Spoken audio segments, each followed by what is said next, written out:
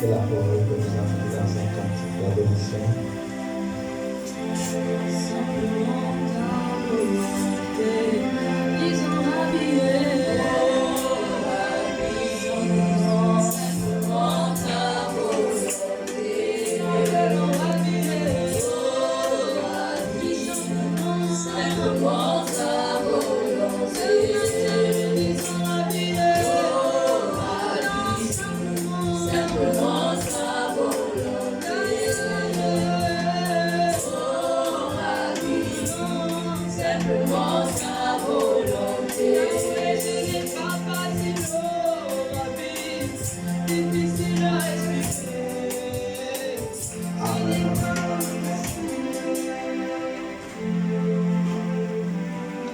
Lève la voix.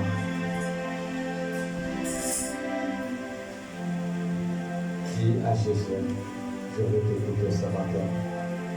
Sois sincère dans tes paroles. Dis à Jésus, je voudrais t'écouter ce matin. Parce que la chance que nous amène dans un autre champ. Dans un autre champ.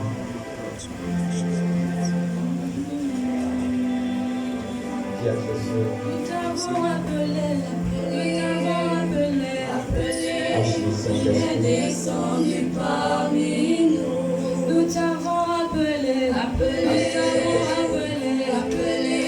il est descendu parmi nous. Nous t'avons invoqué, il est descendu parmi nous. Jésus, Devant sa présence ce matin.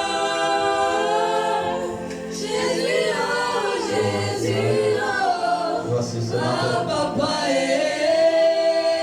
Nous allons être connectés au trône il divin. est descendu Nous parmi voulons la nous. connexion ce matin. Jésus, Nous voulons la connexion ce matin, Saint-Esprit. Jésus, La connexion ce matin. Papa, Nous voulons la connexion ce il matin. est descendu parmi nous. Merci.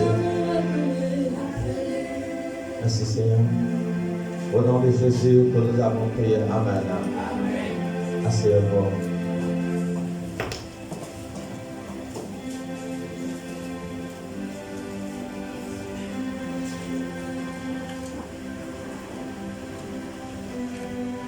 Nous avons reçu une autre charge et de dire la vérité.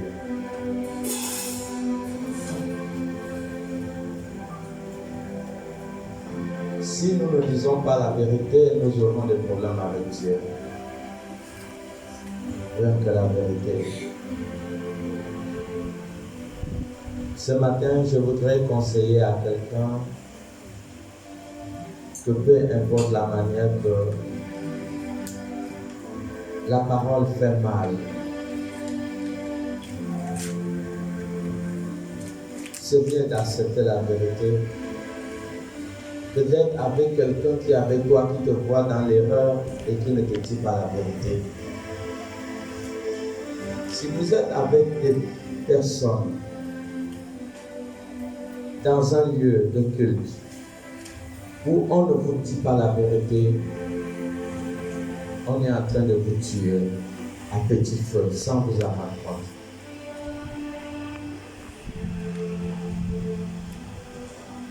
Jean 8, 32 dit, vous connaîtrez la vérité et la vérité vous rendra libre. Nous sommes dans l'ère de la vérité. Nous sommes mandatés de préparer à Jésus un peuple. Un peuple pour le paradis, un peuple pour l'enlèvement.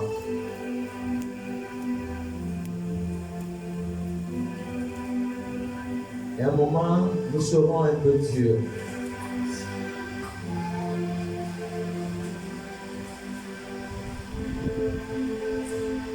À un certain moment, dans Jean 6, verset 66, quand Jésus a commencé à proclamer des paroles qui étaient un peu dures, en disant aux 70 que si vous ne mangez de ma chair et vous ne buvez de mon sang, vous ne pourrez pas hériter le royaume de Dieu. Et cela n'a pas plu à plusieurs disciples. Beaucoup sont partis et il est resté 12. Et Jésus va dire à Pierre, si vous ne partez pas, et Pierre va dire, à qui irons-nous? Est-ce qu'on peut chanter ce cantique? À qui irons-nous? Où irons-nous? Ce n'est que la vérité qui va te rendre libre. Même si ça fait mal, acceptez-la. Ne vivez pas avec quelqu'un qui ne vous dit pas la vérité. Cette personne ne vous aime pas. Je vous dis la vérité.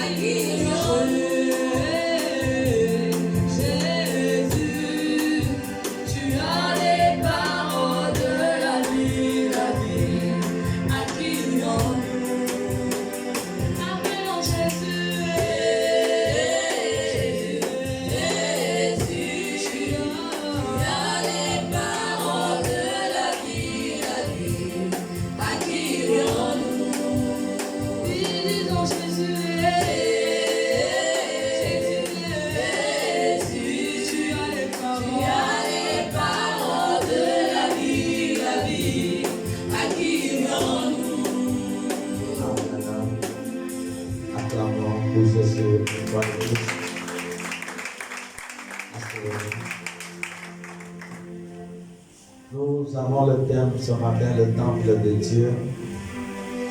Le temple de Dieu, c'est le thème de ce matin. Nous allons lire des passages bibliques. Le premier se trouve dans le livre de Genèse. Si quelqu'un peut nous faire la lecture, Genèse chapitre 2, versets 16 à 17. Genèse 2, 16 à 17. Genèse chapitre 2, versets 16 à 17.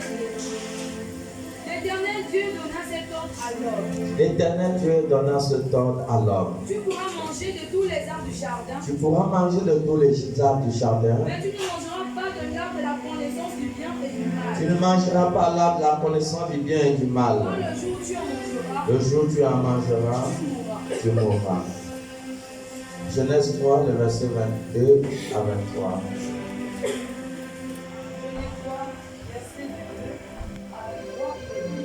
L'Éternel Dieu dit, Oui. voici l'homme est devenu comme l'un de nous, L'homme est devenu comme l'un de nous, pour la connaissance du bien et du mal. pour la connaissance du bien et du mal. Empêchons-le maintenant d'avancer sa main, Empêchons-le maintenant d'avancer sa main, de prendre de l'arbre de vie, de prendre de l'arbre de vie, d'en manger d'en et manger de vivre éternellement. et de vivre éternellement. Et l'Éternel Dieu le chassa du jardin d'Éden, Il les chassa des jardins d'Éden, pour qu'il cultiva la terre d'où il avait été pris. pour qu'il cultive la terre d'où il avait été créé. Asseyez-vous. Nous parlons ce matin du temple de Dieu comme thème. Nous voyons cette histoire. Adam et Ève étaient la créature de Dieu. Ils avaient été créés par Dieu. Et Dieu les a établis dans le jardin d'Éden pour le cultiver. Les deux étaient bénis. Ils étaient tellement bénis dans le jardin d'Éden parce qu'il ne leur manquait de rien du tout. Dieu avait placé deux sortes d'arbres dans le jardin, il y avait l'arbre de la vie et l'arbre de la connaissance du bien et du mal. Dieu va dire à Adam, vous pouvez manger de tous les arbres qui sont tout autour du jardin. Mais l'arbre qui est au milieu, qui est l'arbre de la connaissance du bien et du mal, vous n'en toucherez pas, vous n'en mangerez pas. Le jour que vous mangerez de cet arbre, vous mourrez. Alors qu'est-ce qui s'est passé?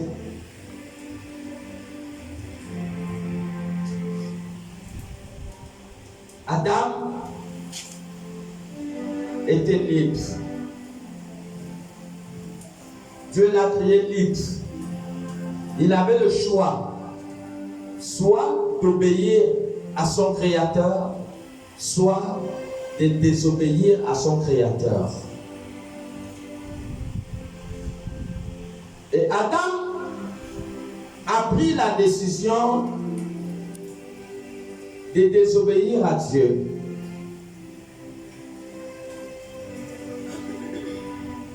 Adam est parti. Adam a mangé le fruit de l'arbre que Dieu les avait défendus. Adam et Ève ont mangé le fruit de la connaissance du bien et du mal. Ils ont mangé le fruit de la connaissance du bien et du mal.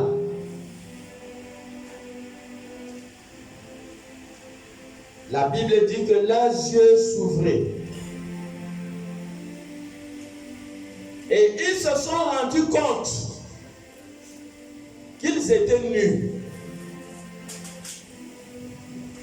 Adam et Ève étaient nus. Mais la gloire de Dieu les couvrait. La gloire de Dieu les couvrait. Ils ne savaient pas qu'ils étaient nus. Pourquoi? Parce qu'ils étaient revêtus de la gloire de Dieu.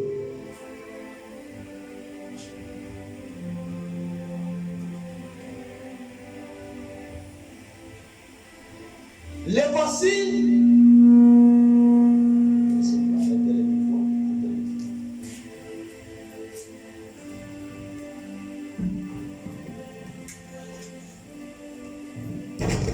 Les voici chassés du jardin d'Éden.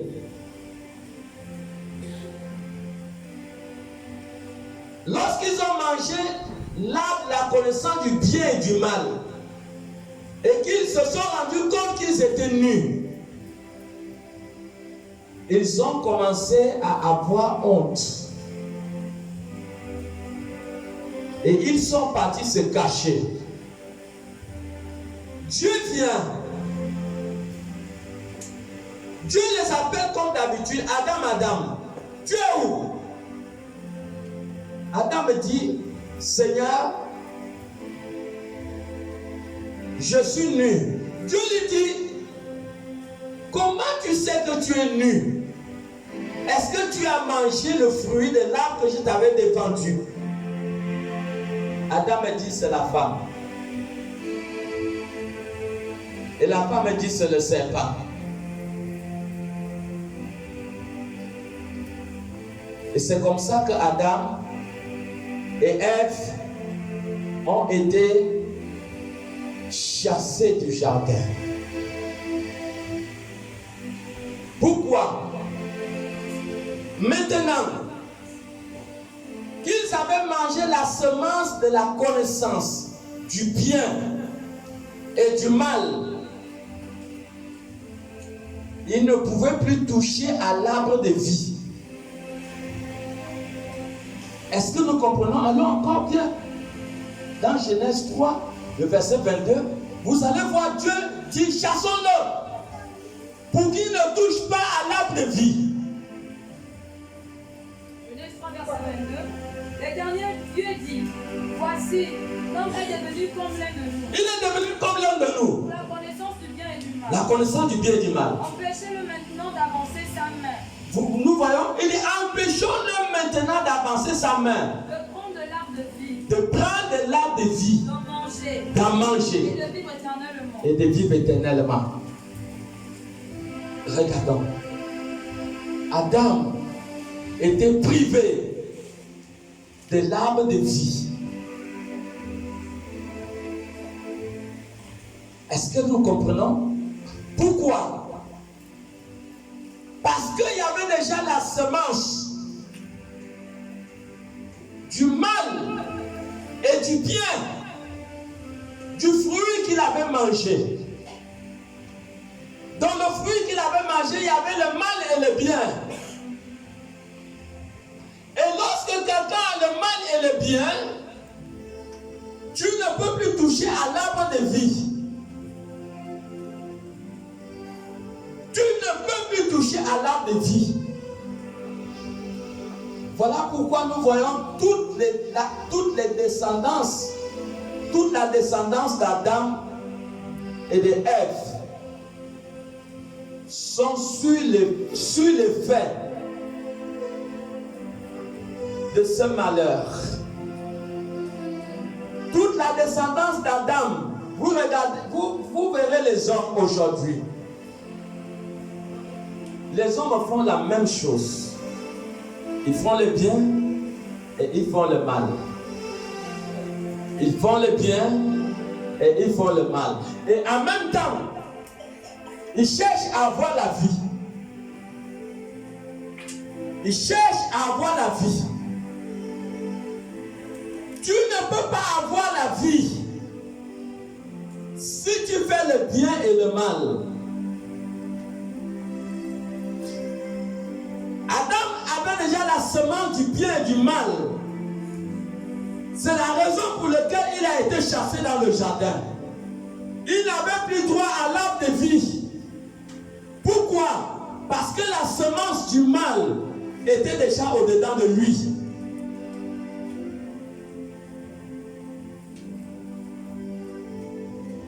Voilà pourquoi,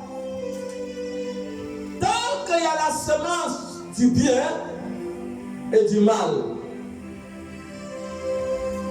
dans la vie du croyant, vous n'avez pas droit ou vous n'avez pas accès à l'arbre de vie. Parce qu'au-dedans de ta personne, il y a le bien, il y a aussi le mal.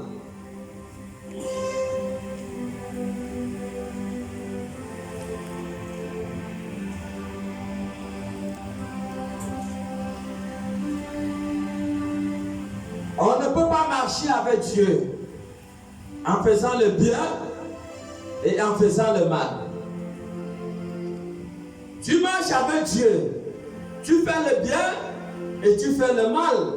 C'est le signe qu'il y a les germes du fruit qu'Adam et Ève ont mangé dans le jardin d'Éden.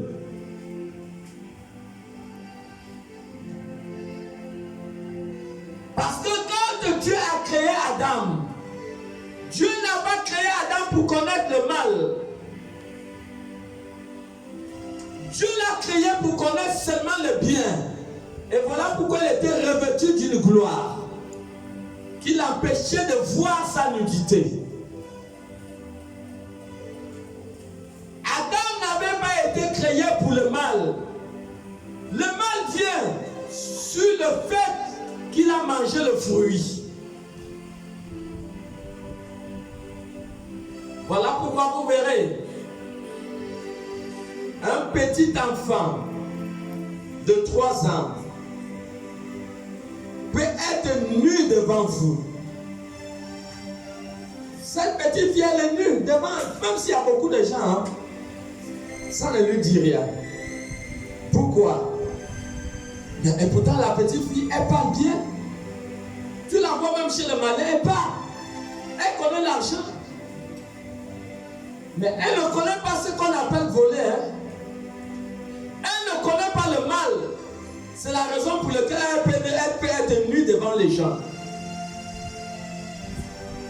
Elle est nue devant les gens, ça ne lui gêne pas. Pourquoi? Parce qu'au fait, au-dedans d'elle, il n'y a pas encore le mal.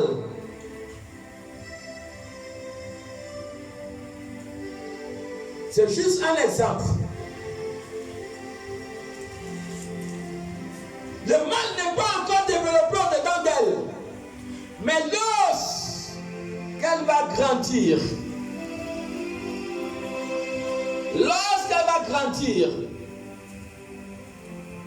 Dieu dit à Adam, qui t'a appris que tu es nu? Donc le mal s'apprend. Donc lorsque cet enfant va grandir, à un certain âge, lorsque l'enfant va contracter le mal, cet enfant ne se mettra plus nu devant les gens. Pourquoi? Parce que l'enfant connaît déjà le mal.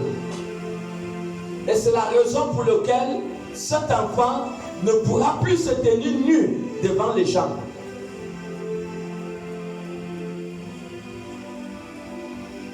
Voilà pourquoi, quand Dieu a créé Adam et Ève, c'était pour qu'ils connaissent rien que le bien. Rien que le bien. Et c'est à cela que nous sommes tous appelés. Nous sommes appelés à faire le bien. Quel Dieu que tu vas servir en faisant le bien et le mal. Si tu fais le bien et le mal, tu n'as pas droit à la vie. Tu n'as pas droit à l'arbre de vie.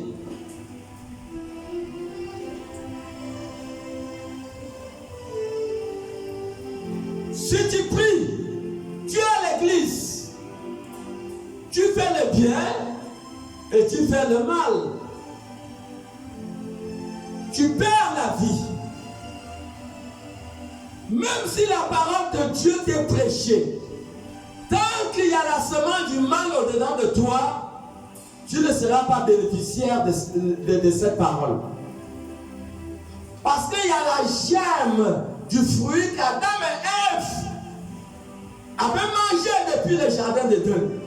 Vous n'avez pas vu dans le monde les grands méchants, mais qui vont dans les villages, qui font des grands dons.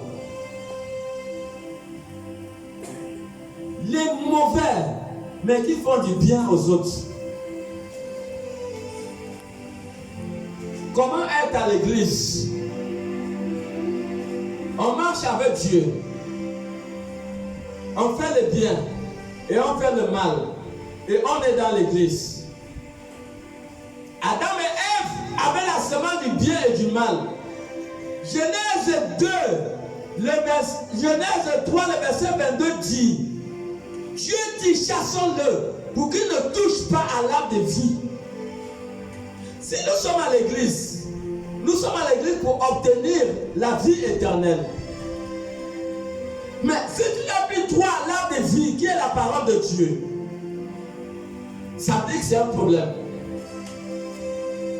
Même Apocalypse 2, le verset 7 dit, vous verrez que ceux qui vont vaincre, ceux qui vaincront le mal, qui auront droit à l'arbre de vie.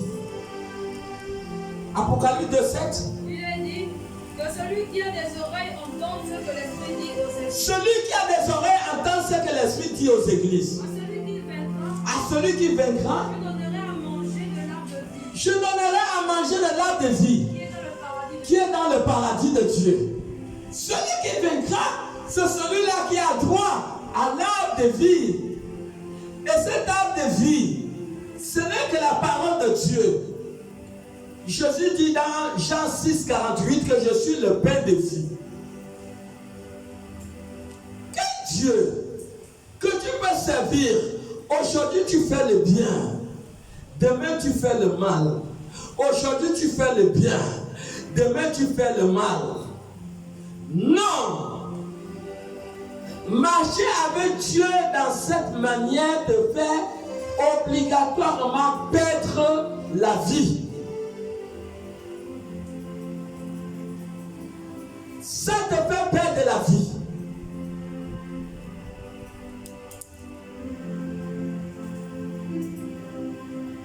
Tu as une conscience. Quand tu poses des actes négatifs, ta conscience t'amène à comprendre que ce que tu fais, ce n'est pas bien, que c'est le mal que tu es en train de faire. Tu as fait le mal aujourd'hui et demain tu es à l'église. Et c'est ça, la gemme du bien et du mal que Adam et Ève avaient touché dans le jardin d'Éden. C'est à cause de ça que Dieu l'a chassé du jardin d'Éden. C'est à cause de ça.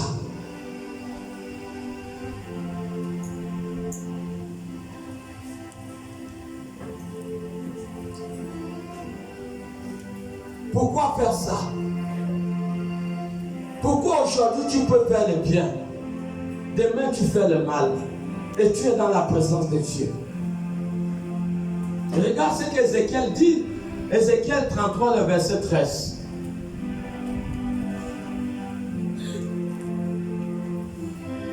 Quand tu fais ça, tu détruis, tu n'as pas de vie. La parole n'est pas ta portion, même si tu es à l'église, même si tu l'écoutes, elle ne peut rien faire dans ta vie.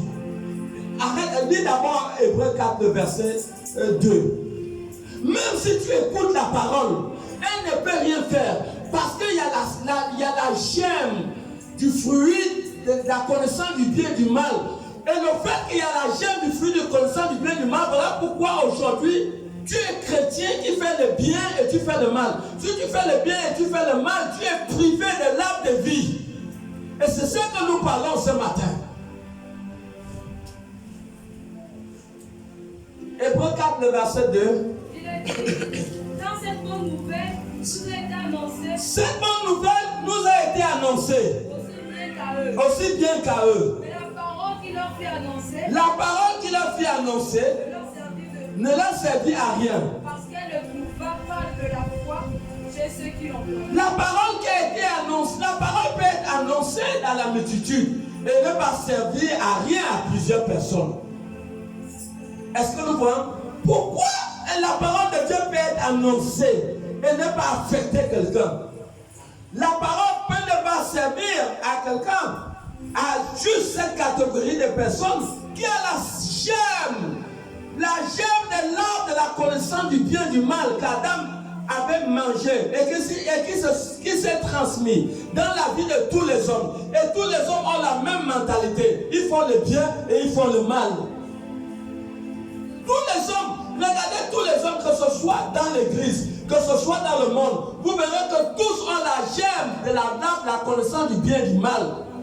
Mais comment Adam pouvait toucher encore l'arbre de vie?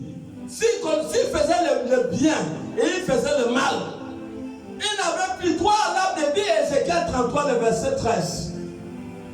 Ézéchiel 33, verset 13, il dit, lorsque je dis au juste, qu'il vivra. S'il se confie dans sa justice. Si tu te confies dans ta justice, Et commet l'iniquité. tu commets l'iniquité. Toute sa justice sera oubliée. Toute ta justice sera oubliée. Et il mourra. Et tu mourras à cause de ça. Vous voyez, reprends encore. Lorsque je dis au juste qu'il vivra. Quand Dieu dit à un juste qu'il va vivre, S'il se confie dans sa justice. si tu marches dans la justice Et commet l'iniquité. et tu commets l'iniquité, le péché, Toute sa justice sera oubliée. toute ta justice sera oubliée. Et il mourra. Et à cause de ça, cette personne mourra. Est-ce que nous comprenons? Donc voilà pourquoi Dieu a créé une catégorie de personnes. Dieu a créé des personnes qui devaient pratiquer le bien. Ils devaient pratiquer le bien. Ils devaient pratiquer le bien. Tu ne peux pas être chrétien et pratiquer le mal. Dans chaque pays, il y a une loi, il y a une règle. nation, il y a une loi. Même aussi dans le royaume de Dieu, il y a la loi dans le royaume de Dieu. Les citoyens du royaume de Dieu n'ont pas le mal. Ils n'ont pas le mal. Il n'y a pas le mal dans le royaume de Dieu. Dans le royaume de Dieu, il n'y a pas l'empoisonnement.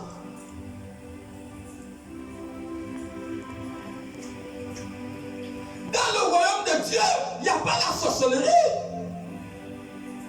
Dans le royaume de Dieu, il n'y a pas la haine. Il n'y a pas l'adultère. Dans le royaume de Dieu, il n'y a pas toutes ces choses. Dans le royaume de Dieu, il n'y a pas le mensonge, la malhonnêteté. Et c'est ça que nous parlons. Mais si tu es du royaume de Dieu, d'où vient le mal? Mais si tu fais du mal, ça veut dire qu'il y a un problème. Ça veut dire qu'il y a un problème.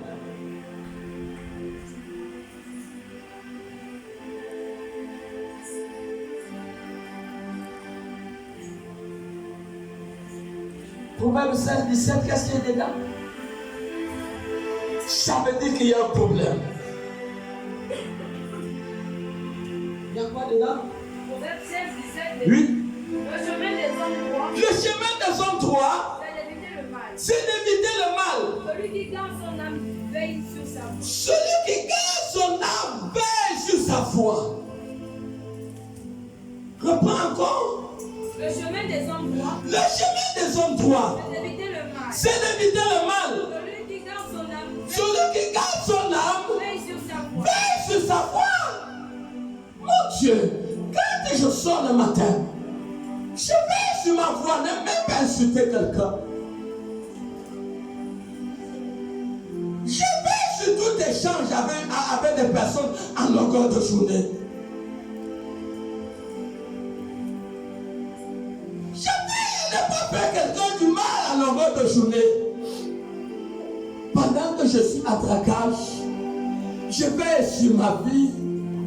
Pendant que je suis à la gare routière, je veille sur ma fille. Je veille sur ce que je dis.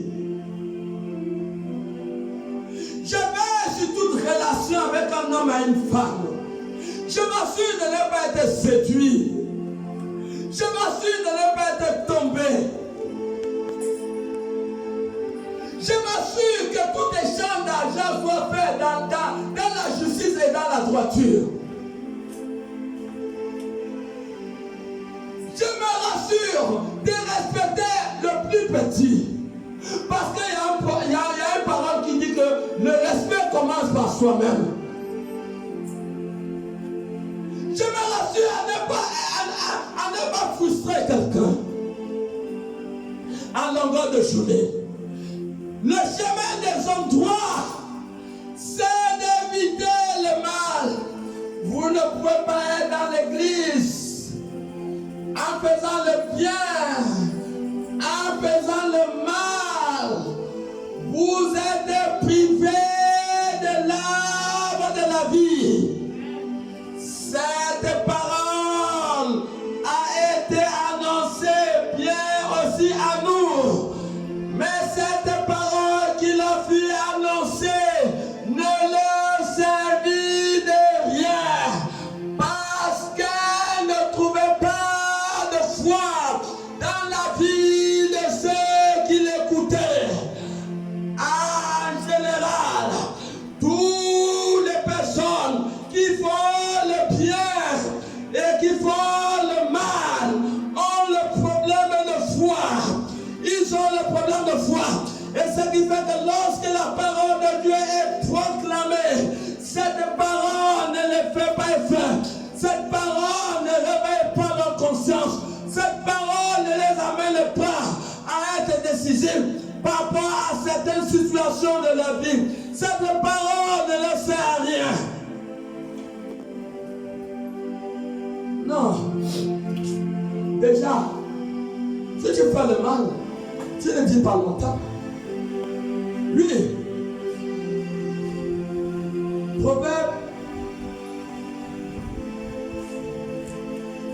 Proverbe 10, 27. Tu fais le mal, tu ne vis pas longtemps. Tu fais le mal, tu ne vis pas longtemps. Voilà pourquoi tous ceux qui ont la semence de l'art de la connaissance du bien et du mal, qui ont contracté ça à travers la descendance d'Adam, qui ne se sont pas repentis, ne vivent pas longtemps. Ne vivent pas longtemps. Parce qu'il y a le mal en eux. Si tu fais le mal, tu ne peux pas vivre longtemps. Le secret de la longévité, c'est le bien. Tu fais le mal, tu vas entrer dans le cercueil vite. Mais regardez la vie des braqueurs, de tous ceux qui filment le chantent. Est-ce qu'ils vivent longtemps? Il y a un jeune de l'autre côté là-bas qui vient de mourir. Pourquoi? Parce qu'il menait une mauvaise vie. Dites-moi un voleur, un braqueur qui vit longtemps. Quel est le voleur et le braqueur qui vit longtemps? Il ne vit pas longtemps, il meurt vite. Pourquoi? À cause des actes qu'il pose. À cause du mal. À cause du mal.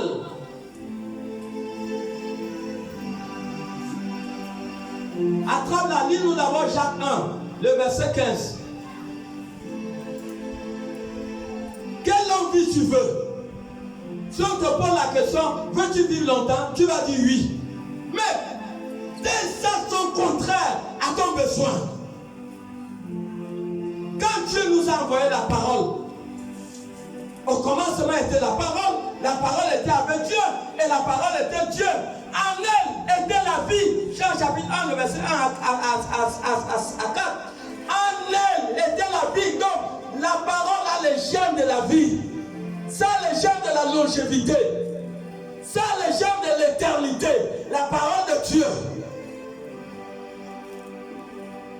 Jacques 1, 15. Puis la convoitise.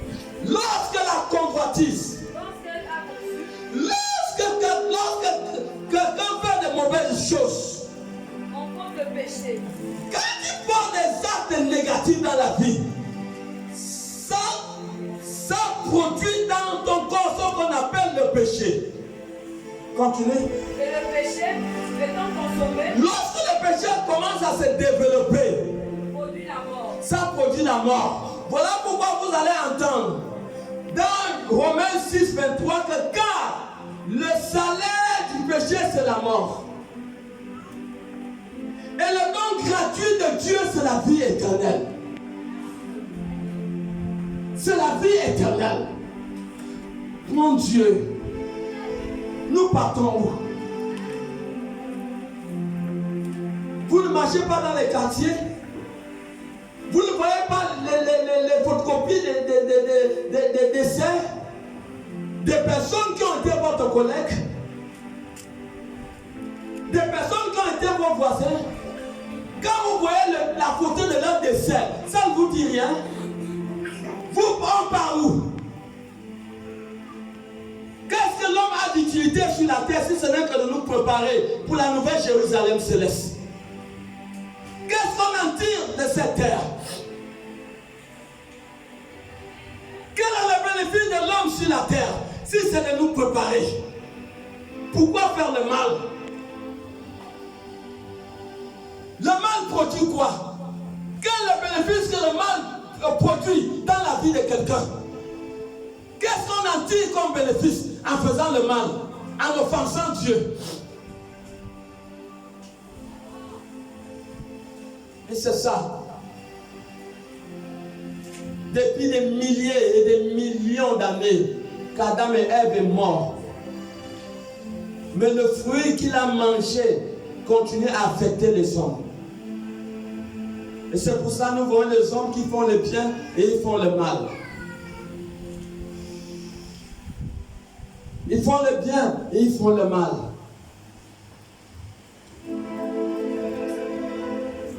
Ça va nous amener où? À quoi faire le bien? Puisqu'il y a déjà le mal, tout le bien que tu fais n'est pas considéré. Si tu fais le mal, le bien que tu fais n'est plus considéré. et tu es privé de l'arbre de la vie. On était où? Proverbe 10, Verset 25. verset 27. Quand passe le tourbillon, Comme passe le tourbillon, ainsi disparaît le méchant. ainsi disparaît le méchant. Mais le juste a des fondements éternels. Le juste a des fondations éternelles. Est-ce que nous voyons? Alors c'est ça que nous parlons. Pourquoi faire le mal? Pourquoi mélanger le mal et le bien? Il y avait deux sortes d'arbres dans le jardin d'Éden.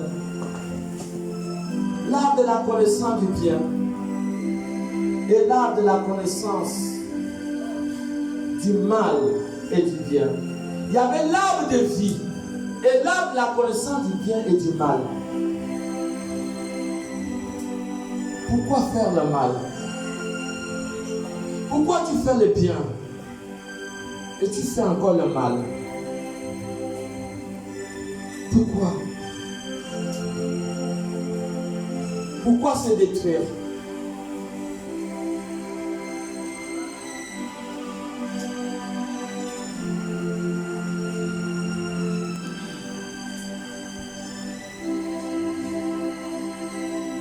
Proverbe 24, 20. Pourquoi faire le mal?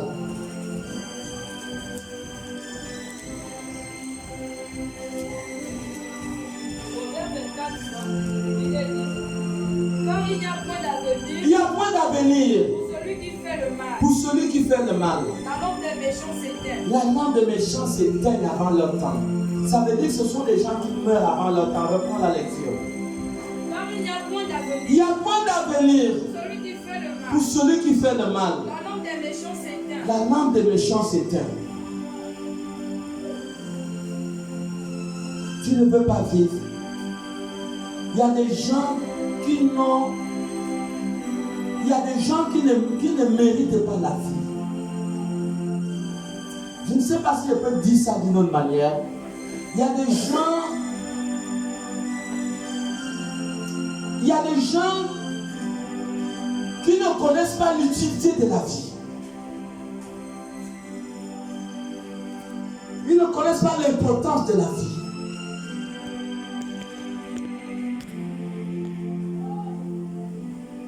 Pourquoi faire le mal, sachant que le mal que tu fais là, ça va t'éteindre avant ton heure?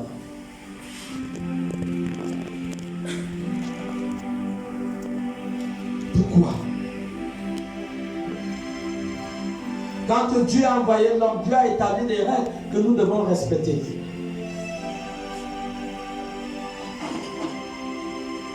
Il y a des règles que nous devons respecter pour avoir la vie éternelle.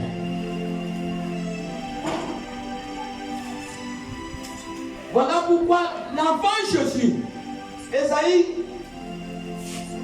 7, le verset 15 le verset 14 à 15. Vous allez voir que comment Jésus, la première chose que Jésus a fait lorsqu'il a grandi, c'est de renoncer au mal. C'est la première chose.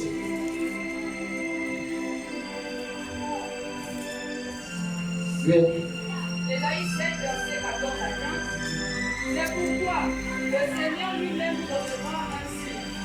Voici, la jeune fille deviendra enceinte. Elle deviendra enceinte. Elle enfantera un fils. Elle enfantera un fils. Et elle lui donnera le nom d'Emmanuel. Elle lui donnera le nom d'Emmanuel. Il mangera de la crème et du miel. Il mangera de la crème et du miel. Jusqu'à ceux qui sachent rejeter le mal et choisir le bien. Jusqu'à ce qu'il sache rejeter le mal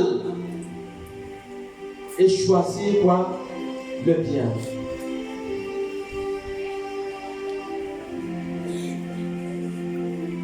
Lorsqu'il a grandi, lorsque Jésus a grandi, Jésus a su rejeter le mal. Jean 1, 47. Jésus a rejeté le mal. Jean 1, 47, il est dit, Jésus, voyant venir à lui Nathanaël, Jésus voyant venir à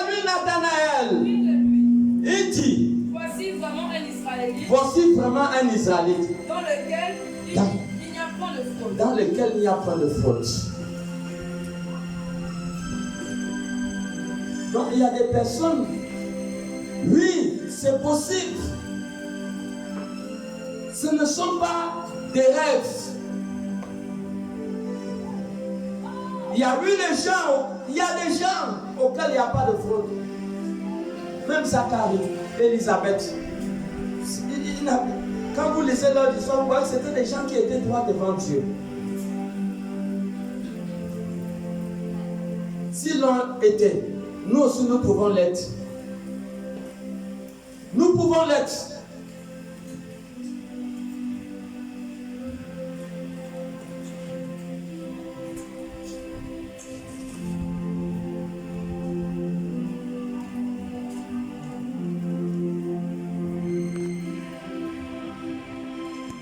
Voilà pourquoi l'homme ne pouvait pas être sauvé à cause de la semence du mal qui était dedans de l'homme.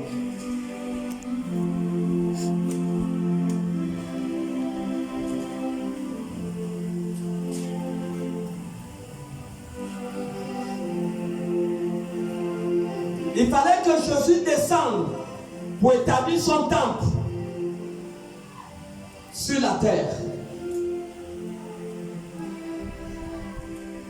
Parce que le corps, sans la présence de l'esprit, était impossible d'atteindre la justification, d'atteindre la perfection. Il fallait que Jésus-Christ descende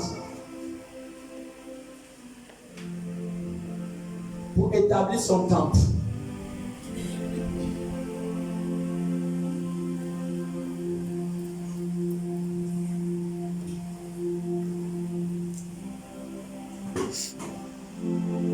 Et voilà pourquoi Romains chapitre 5, Romains 8 à partir du verset 5 nous dit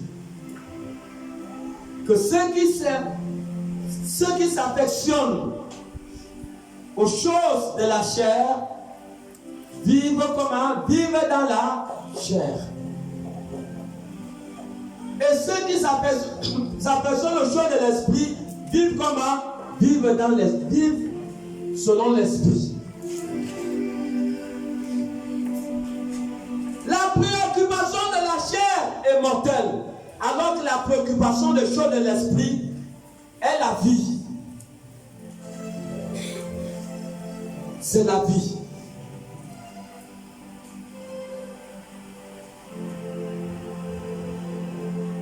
Voilà pourquoi l'homme ne pouvait pas atteindre les perfections sans la présence de l'Esprit de Dieu. Dieu devait descendre afin d'établir son temple au-dedans du corps de l'homme. Et il va dire dans 1 Corinthiens 3, 16 à 17 que ne savez-vous pas que vous êtes le temple du Saint-Esprit de Dieu? Nous sommes le temple du Saint-Esprit de Dieu.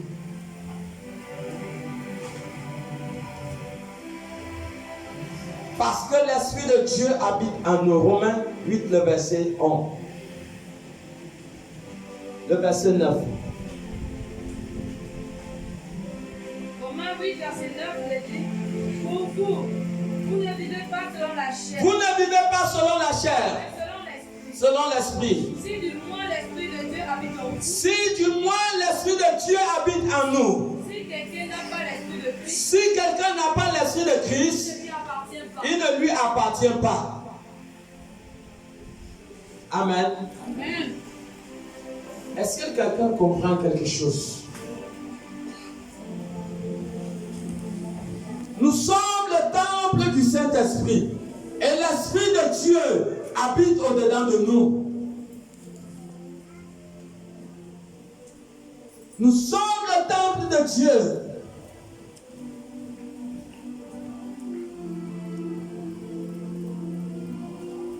L'Esprit de Dieu ne peut pas descendre jusqu'au point que tu rejettes le mal.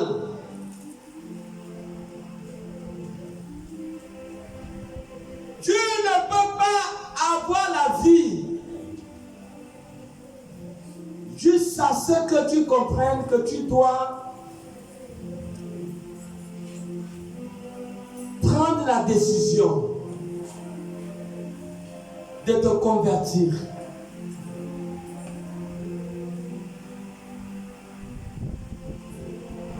Prends la décision de te convertir. Acte 3:19 nous a dit que sans la conversion, nous ne pouvons pas avoir accès au ciel.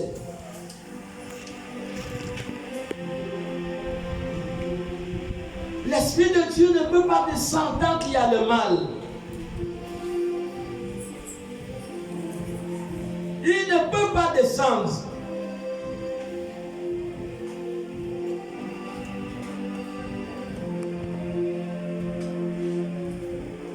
Parce que la chair et ses œuvres font obstacle à la présence de l'Esprit de Dieu en nous. Et c'est ce que nous sommes. Nous sommes le temple du Saint-Esprit. Nous sommes la maison de Dieu. Et le Saint-Esprit habite en nous.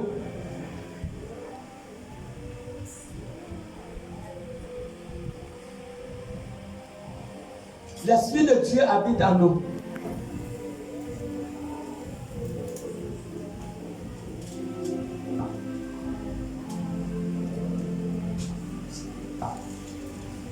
Si nous n'avons pas l'Esprit de Dieu, nous ne pouvons pas plaire à Dieu.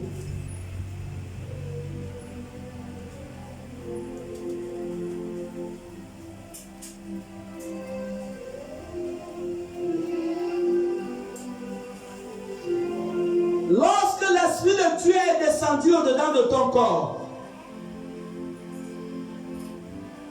corps est consacré.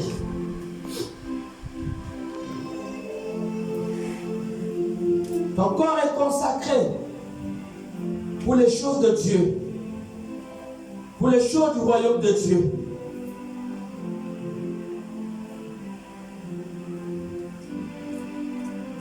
Dieu Tout-Puissant, le maître de l'univers, celui qui a créé le ciel et la terre, a gracié ses enfants en venant habiter dans nos corps.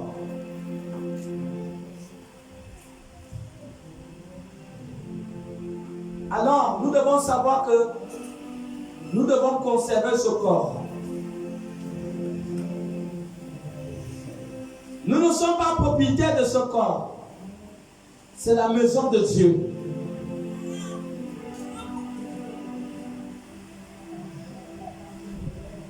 Nous devons le conserver.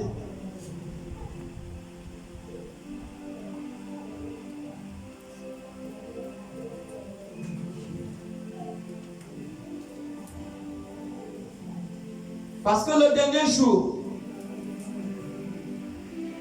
Jésus viendra pour nous enlever.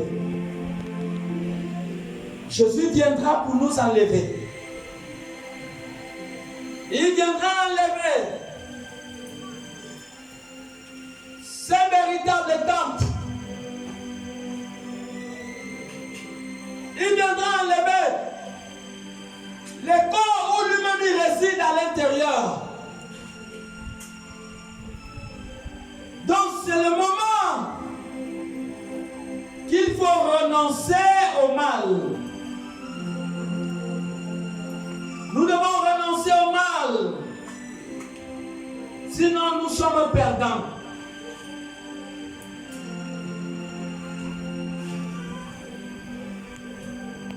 Sinon on est perdants.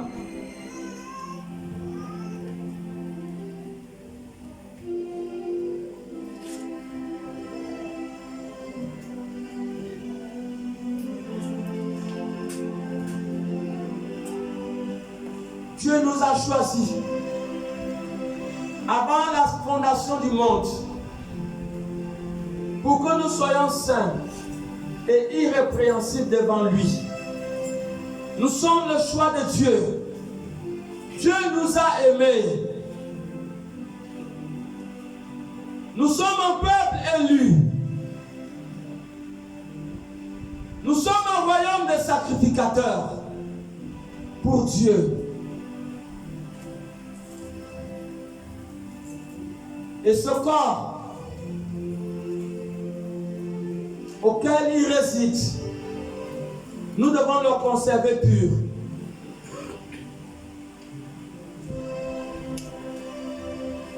Nous devons le conserver pur.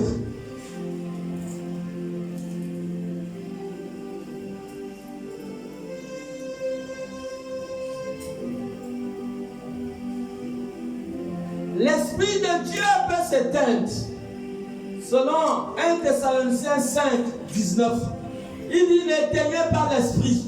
L'Esprit de Dieu peut s'éteindre au-dedans du corps. Et si l'Esprit s'éteint, c'est très dangereux. Quand l'Esprit s'éteint, ça veut dire que nous sommes en train de détruire le corps. Nous sommes en train de détruire la maison de Dieu.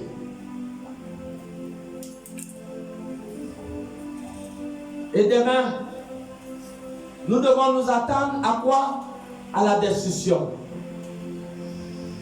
Parce qu'il est dit que celui qui détruit le temple de Dieu, Dieu le détruira.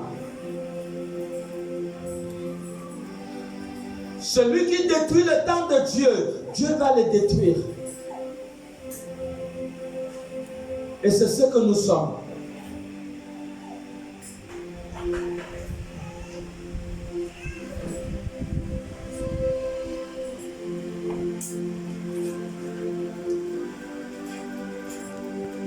Il est impossible dans ce corps de pratiquer le mal et le bien. Non, il faut pratiquer le bien. Galates 6, le verset 9. Il faut pratiquer le bien. Pratique le bien.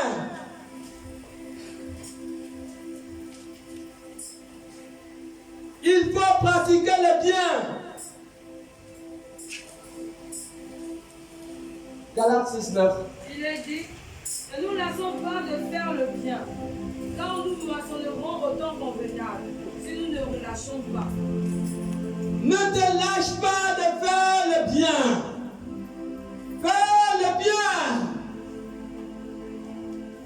Et au temps convenable,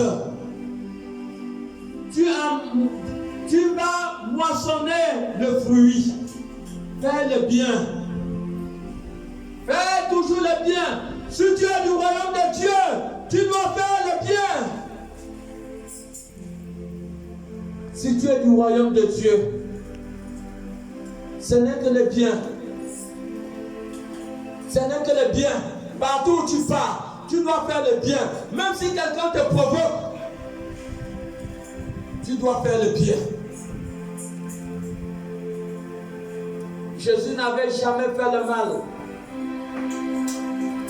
Pourquoi? Parce qu'au-dedans de lui, c'était le bien. Il n'y avait pas le mal au-dedans de lui. Luc 23, 4, Pilate dit, je ne vois rien en cet homme qui pourra l'amener à être tué. Pilate a regardé. Pilate n'a rien vu le coupable en Jésus. Parce qu'il n'y avait pas le mal en lui. Il n'y avait pas de mal.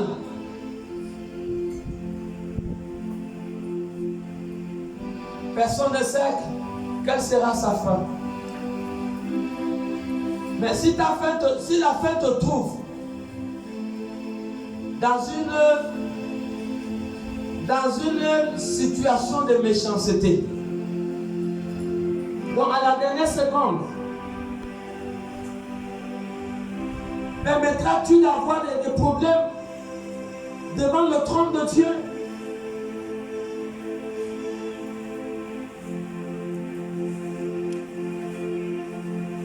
Voilà pourquoi nous devons veiller. fais pas le mal. N'offense pas Dieu. Veille à cela. Veillons à cela.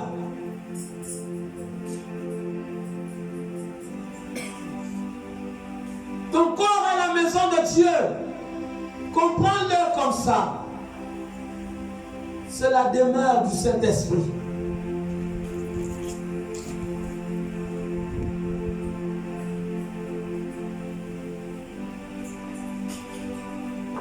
Romains 8, 14 dit que tous ceux qui sont conduits par l'Esprit de Dieu sont fils de Dieu. Le Saint-Esprit en nous est notre guide.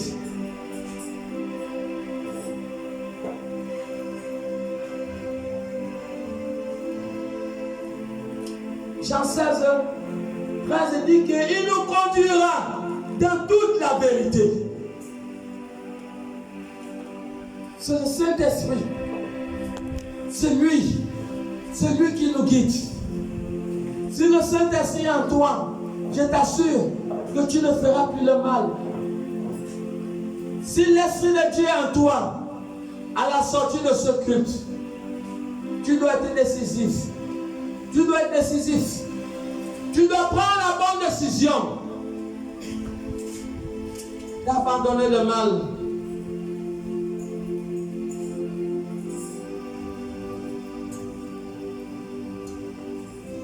Et de commencer à marcher en nouveauté de vie avec Dieu.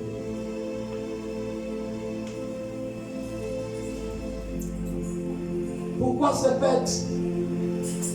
Pourquoi risquer de marcher sans l'Esprit de Dieu? C'est un risque. La présence de l'Esprit est la vie. C'est la vie.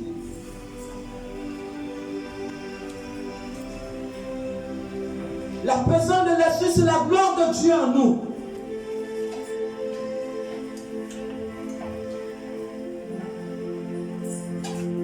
La présence de l'Esprit, c'est notre guérisseur. Il te guérit. Il te maintient en bonne santé. L'Esprit de Dieu en toi, il se révèle à toi.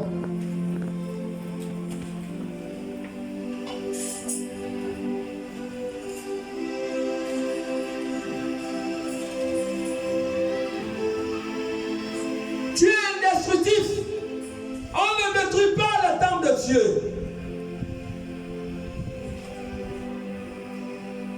Parce que Dieu habite en toi. Jean 2, 19 à 21. Jésus dit aux pharisiens, détruisez ce temple et en 3 jours, je vais le rebâtir. Tu es intuable. On ne peut pas te tuer. Ils ont tué Jésus. Et tout le royaume des ténèbres était dans la joie.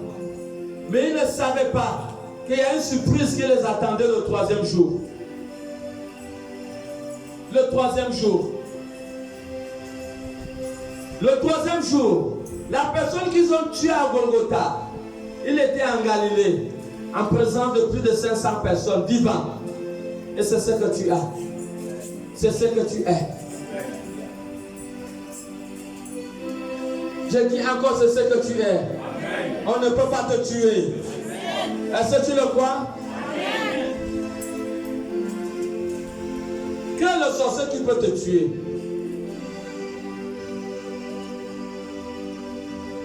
Jésus a dit dans Jean 14, 20, en ce jour vous saurez que je suis avec vous. Je suis en vous et que vous êtes en moi.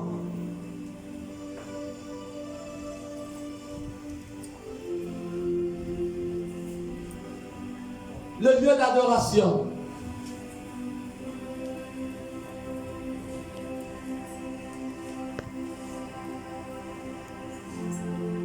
Le temple, ça attire les divinités.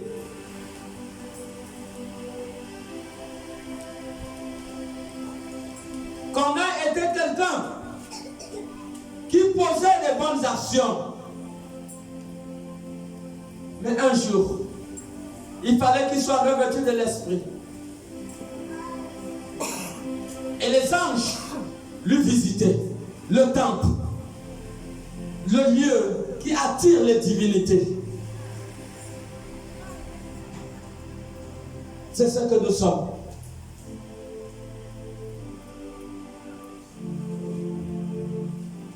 Psaume 82, j'avais dit, vous êtes des dieux.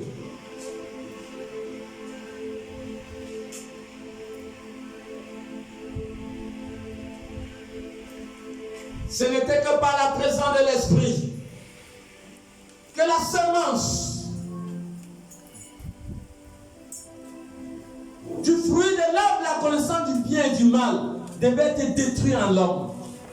La présence de l'Esprit. Lorsque le Saint-Esprit descend, alors la personne cesse de faire le mal. La personne cesse de faire le mal. Voilà pourquoi quand Jésus a regardé Nathanaël, il dit voici cet homme où il n'y a pas de faute. Oui, c'est possible que quelqu'un n'ait pas de faute. C'est possible.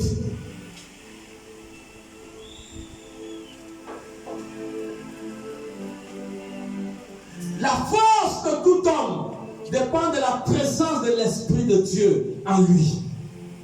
Quand le Saint-Esprit est en toi, tu es dangereux pour le royaume des ténèbres.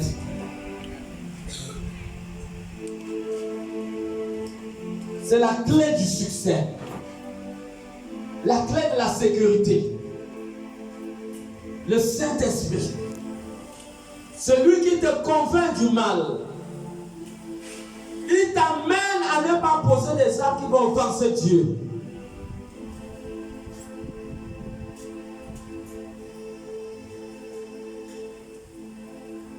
Si Joseph n'avait pas l'Esprit de Dieu, les promesses de Dieu ne devaient pas s'accomplir dans sa vie. Le Saint-Esprit te conduit dans ta destinée. Ça te conduit dans ton futur. Le Saint-Esprit te fait réussir à l'école. Ça te fait obtenir des grands diplômes à l'université. Le Saint-Esprit t'ouvre la porte pour un bon travail.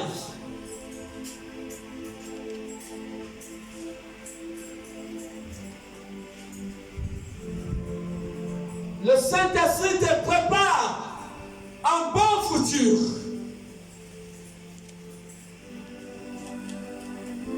Il s'assure de sécuriser tout ton parcours, tout ton voyage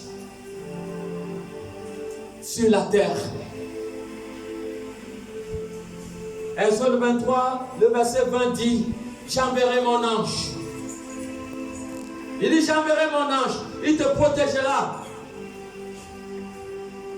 Exode 23, le verset 20. Il envoie son ange, pourquoi? Waouh! À cause de la présence de Dieu en toi. Exode 23, verset 20, il dit, voici, j'envoie un ange devant toi. J'envoie un ange devant toi. Pour te protéger en chemin. Il va te protéger en chemin. Et pour te faire arriver au lieu que j'ai préparé. Pour te faire arriver dans le lieu que j'ai préparé. Est-ce que nous comprenons? Mon Dieu, où il y a un Dieu qui passe. Nous prenons des exemples simples. Où un président passe. Quand il y a un président dans une voiture, vous voyez toute la sécurité qui est tout autour. Même si tu ne voyais pas l'intérieur. Mais quand tu vois cela, toute la sécurité, tu vas te poser la question, hey, mais il y a quoi dans la voiture là? On va te dire, mais il y a le président dedans. Ah, tu dis oui, donc c'est pour cela. Mais tu es un Dieu. Et tu as droit à des anges à tes côtés. L'Esprit de Dieu en toi. Jésus à tes côtés. Il est en toi. Tout déplacement, tous tes déplacements sont avec des aides invisibles qui t'accompagnent partout où tu pars. À cause de la maison de Dieu que tu portes, à cause du temple de Dieu que tu es. Pourquoi?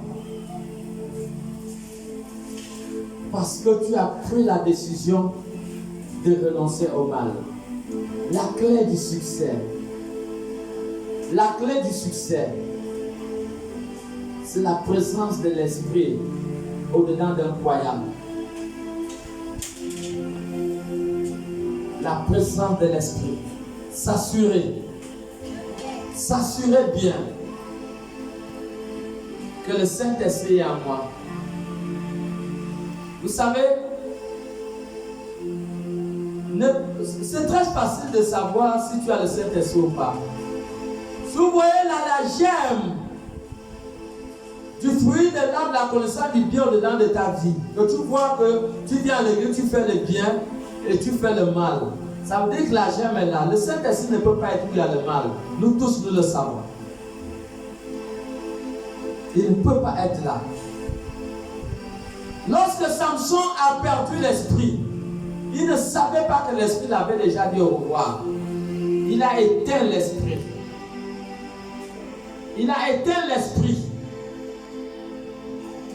Et quand les Philistins sont venus, ils croyaient qu'il y avait encore l'esprit.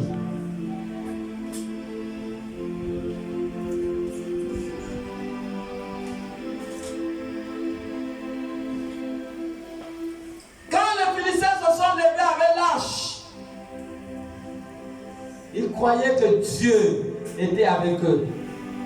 Jusqu'à ce que l'âge a été pris par les Philistins. Dieu n'était pas là. Vous voyez, quand on perd Dieu, il y a des lourdes conséquences. Élie le prêtre a permis les bêtises au milieu de ses enfants, qui ont développé la colère de Dieu. Dieu a suscité une guerre où il y a eu 4000 hommes qui sont tombés. L'arche de Dieu a été emportée chez les Philistins. Mais quand ils prenaient l'arche, ou bien quand ils partaient combattre, ils comptaient sur l'arche parce qu'aucune nation ne pouvait dominer Israël lorsque l'arche était là. Mais le jour-là, Dieu n'était pas là. Dieu les avait dit au revoir à cause de l'acte que les deux enfants d'Élie le prêtre avaient commis. C'est là où il y a le danger.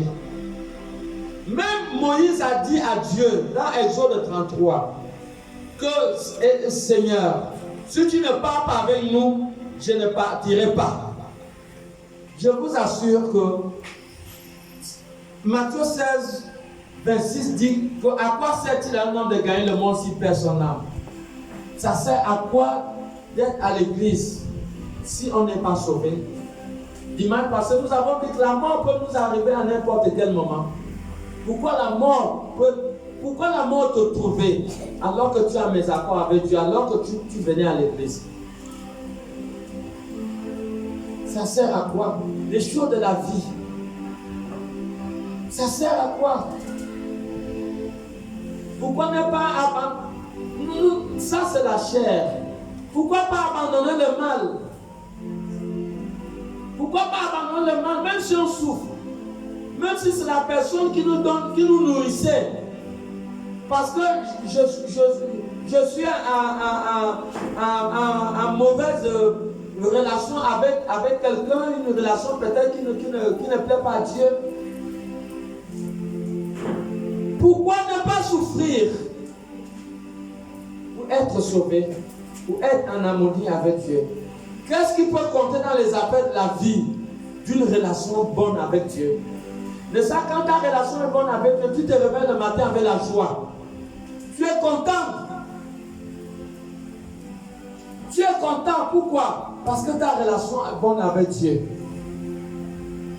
C'est ça le danger. Chacun de nous doit veiller. Veiller pour que tu sois sûr que l'Esprit est là. Quand Jésus viendra pour enlever son église, nous sommes dans la préparation de l'église. Voilà pourquoi vous voyez, les messages sont durs. C'est dur. C'est dur. Pourquoi? Parce qu'on ne doit pas s'amuser. On est en train de préparer l'église pour être enlevé. Nous vivons les temps de la fin. Nous ne voulons pas que quelqu'un puisse rater le ciel. Voilà. Donc voilà pourquoi chacun doit captiver la vérité. Prendre cette vérité. S'assurer que l'Esprit de Dieu, parce que quand Jésus vient, il vient prendre ses temples. Il vient enlever ses temples. Il ne vient pas enlever l'homme avec la semence du bien et du mal. Non. Tous ceux qui sont à l'église, qui font le bien et le mal, il y a encore la semence du fruit de l'arbre du jardin d'Éden, du bien et du mal. Il faut se battre. La vie, c'est la guerre. La vie, c'est le combat. C'est le combat. Le premier prix, c'est le prix de la liberté. Vous connaîtrez la vérité et la vérité vous rendra libre. Il faut se battre. Il n'y a rien qui vaut la vie. On ne la paye pas. Tu ne peux pas aller dans un grand magasin payer la vie sur prix de l'obéissance à la parole de Dieu. Sur prix de l'obéissance à la parole de Dieu. Rien ne vaut notre relation avec le Seigneur. Rien ne vaut notre relation avec Jésus-Christ. Il y a un prix à payer. C'est le prix de la séparation. C'est le prix de l'abandon. C'est le prix de la prise de décision. Aujourd'hui, lorsque vous entendrez ma voix, il dit, n'endurcissez pas votre cœur. Et c'est le prix à payer aujourd'hui. Pourquoi? Pourquoi vivre une vie de culpabilité à cause de la chair? Ça sert à quoi? Regarde quand tu es en bonne relation avec Dieu. Regarde comment tu es en paix. Regarde comment tu dors bien. Ton cœur ne te culpabilise pas. Tu n'as pas honte de quoi que ce soit. Dans Hébreux 11, 24 à 27, Moïse, qui devait devenir pharaon, la Bible dit que lorsqu'il a grandi, il a refusé d'être appelé fils de la fille de pharaon. Il a préféré souffrir avec son peuple. Il a préféré la souffrance. À un certain moment, c'est mieux de souffrir. C'est mieux de souffrir et avoir une bonne relation avec Dieu. Si Dieu nourrit les oiseaux du ciel, est-ce que Dieu ne va pas se souvenir de toi? Vous connaissez ce qu'on appelle le surnaturel? Le surnaturel, c'est ce qu'Élie a vécu. Le soir, Dieu a suscité l'oiseau pour venir lui donner le pain et la viande. La meilleure vie, c'est la vie surnaturelle. Où aujourd'hui tu meurs de faim et demain tu espères un miracle. Essayez de cultiver la vie du surnaturel. C'est la meilleure vie, je vous assure. Le bien viendra de n'importe côté. Si vous faites le bien, pourquoi vous attendre au mal? Le mal n'est pas votre portion parce qu'un homme ne récolte rien que ce qu'il sème. Si tu sèmes le bien dans la vie, attends au bien, Dieu va toucher les hommes pour t'amener l'argent, pour te donner le travail. Dieu va toucher n'importe quoi. Proverbe 16, 8 est clair, le 7 est clair. Lorsqu'une voix plaît à Dieu, lorsque les voix d'un homme plaisent à Dieu, Dieu dispose toutes choses. Toutes choses, même ses ennemis en sa faveur. Et c'est ça la vérité. C'est ça la vérité. Pourquoi pas construire une bonne relation avec Dieu? Pourquoi? L'argent, si c'est à cause de l'argent, personne n'amène son argent. Personne n'amène sa voiture. Qu'est-ce qui va nous séparer de l'amour de Christ? C'est quoi? C'est la pression du monde, c'est le business. C'est une relation avec un homme et une femme. Non, rien. Dans les cieux, même les anges ne doivent pas nous séparer de l'amour manifesté en Jésus-Christ. C'est impossible. Il n'y a pas un bonheur d'être en relation avec Jésus. Il n'y en a pas deux. Vous êtes en paix. Vous êtes privilégiés partout. Les gens qui vous méprisent, vous allez voir, on va vous honorer. On va vous respecter. à cause de la personne qui habite en vous, vous n'êtes plus de la nature adamique, mais vous avez revêtu Christ. Selon Romains 13, 14. C'est Christ, c'est Jésus. C'est Jésus que vous revêtez. Et vous devenez une créature nouvelle, le temple de Dieu, la maison de Dieu. Partout où tu pars, tu es respecté. Tu seras privilégié au milieu de la multitude. Partout où tu partiras, tu seras privilégié à cause de ton éthique, à cause de ta relation avec le Seigneur Jésus. Et c'est ça l'avantage. C'est ça l'avantage. C'est à cela que Dieu nous a appelés. Tu sens une bonne relation avec Dieu. Même si on souffre, ça ne fait rien. Déjà être en Christ est dans l'école de la souffrance. 1 Pierre 5 dit, 1 Pierre 5, le verset 10 dit, il dit après que vous ayez souffert un peu de temps, il dit je viendrai et je vais vous perfectionner. Est-ce que tu peux nous lire ça? Il dit je vais vous perfectionner. Donc la souffrance c'est inévitable. Tu ne peux pas accepter Jésus sans passer par le chemin de la souffrance. C'est impossible. 1 Pierre 5, le verset 10. Oui. Le Dieu de toute grâce. Le Dieu de toute grâce. Qui nous a appelés en Jésus-Christ. À sa gloire éternelle. Après que nous ayons souffert un peu de temps. Il va nous perfectionner. Lui-même. Il va nous affermir. Il va nous fortifier. Il va nous rendre inébranlables. Voilà ce que Dieu fera pour nous. Attachons-nous à Dieu. Attachons-nous à Jésus. Bien-aimé, que le désir de la chair, que le pouvoir du monde, c'est bien la gloire qui vient de Dieu. Dans Luc 4, 5 à 6 à 8 dit, le diable a présenté à Jésus toutes les richesses du monde.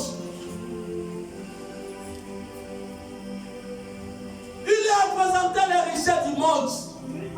Il a dit que si tu te prosternes devant moi, alors je te donnerai ces richesses. Les richesses ne peuvent pas procurer la vie éternelle.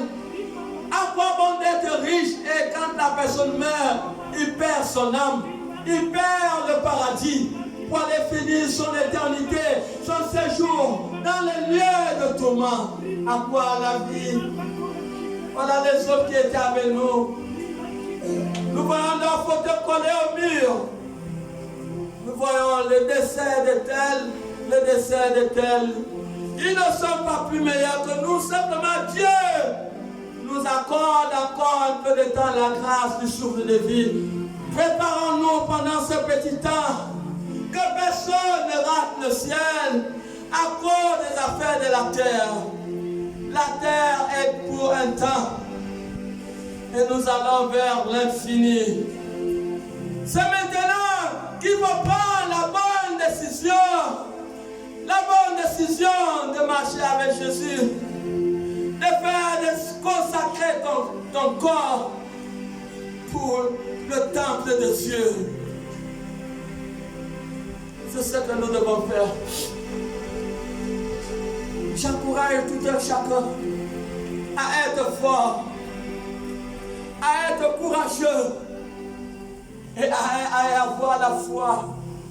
Ce sont ces trois éléments qu'Israël devait avoir pour conquérir Canaan. Le courage, la foi et l'obéissance à la parole de Dieu. Ces trois choses, nous devons nous revêtir de cela. Lorsque c'est dur, n'abandonnez pas. N'abandonnez pas la présence de Dieu. Le but de l'église, ce n'est pas de détruire les gens, c'est de construire. Ce qui guérit, c'est l'alcool et ça fait mal. C'est ce qui est amer qui guérit. Et nous devons supporter. Même dans le ministère de Jésus, à un moment c'était dur. Ne quittez pas de la présence de Dieu, ça serait mal faire. C'est une manœuvre très dangereuse. Amen, amen. Est-ce qu'on peut acclamer pour Jésus? C'est comme nous devons.